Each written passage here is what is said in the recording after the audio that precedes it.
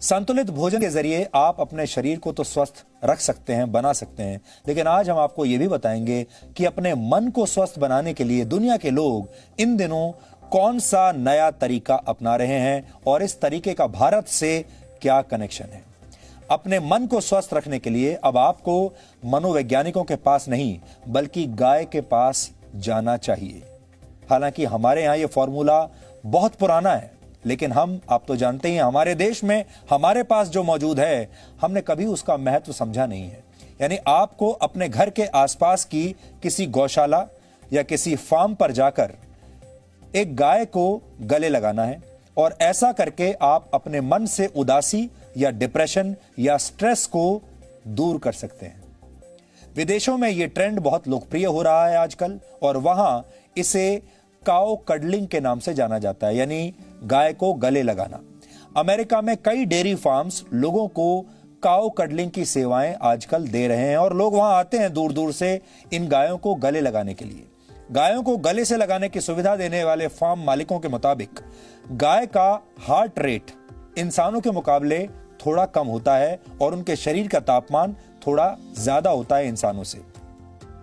ऐसे में जब कोई इंसान गाय को गले लगाता है तो ये दोनों ही स्थितियां उसके दिमाग को रिलैक्स कर देती हैं। मेडिटेशन यानी ध्यान के दौरान भी दिल की धड़कन धीमी हो जाती है और ऐसा ही गाय को प्यार से छूने या उसके साथ खेलने के दौरान भी होता है। मनोवैज्ञानिकों के मुताबिक गाय के साथ समय बिताने से आपका आत्मविश्वास बढ़ता है और मन में छिपे हुए डर भी दूर हो जाते हैं। अमेरिका में लोग 90 मिनट की इस थेरेपी के लिए करीब 22,000 रुपए तक चुका रहे हैं। 90 मिनट की यह थेरेपी जिसमें गाय को गले लगाना है, इसके लिए अमेरिका में लोग 22,000 रुपए तक देने को तैयार हैं, दे भी रहे हैं। यूरोप और अमेरिका में यह थेरेपी निराश और एंजाइटी के शिकार लोगों की बहुत मदद कर रही है। स्विट्जरलैंड और नेदरलैंड्स में 3 घंटे तक काउ कडलिंग के लिए लोग लगभग 4,000 रुपए चुका रहे हैं और वहां इस प्रक्रिया को एक खास नाम दिया गया है जिसे कहते हैं काउम्युनिकेशन। आपने सुना होगा अंग्रेजी का नाम है कम्युनिकेशन। उस कम्युनिकेशन को उन्होंने कर दिया है काउम्युनिकेशन, काउ के साथ कम्युनिकेशन, यानी गाय के साथ संवाद, अगर हिंदी में इसकी बात करें तो। हमारे देश में जब हम किसी भोले भाले व्यक्ति की तारीफ करते हैं तो अक्सर कहते हैं ये तो गाय की तरह सीधा है। गाय का यही सीधा और शांत स्वभाव अब दुनिया भर के लोगों को भा रहा है, उन्हें पसंद आ रहा है। भारत दुनिया का अकेला ऐसा देश है जहां गाय को मां का दर्जा दिया गया है, लेकिन अब ये गायें दुनिया भर के लोगों को भी मां की तरह प्यार दे रही हैं और उनके दिमाग को शांत बना रही हैं, उनके स्ट्रेस को कम कर रही हैं। ठीक वैसे ही जैसे जब आप अपनी मां की गोद में लेट जाते हैं तो आप सारी दुनिया के दुख दर्द भूल जाते हैं, सारी टेंशन, सारा स्ट्रेस आप भूल जाते हैं। यानी गाय अब सिर्फ भारत नहीं बल्कि जगत माता बनने की राह पर है।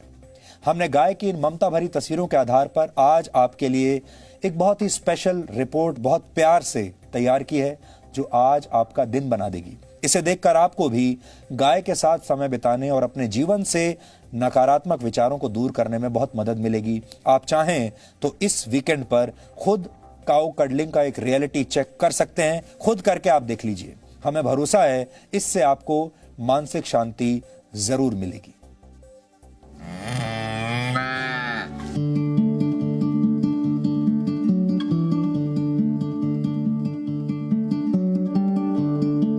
सीधी सादी भोली भाली गाय आपकी जिंदगी में खुशियां बिखेर सकती है।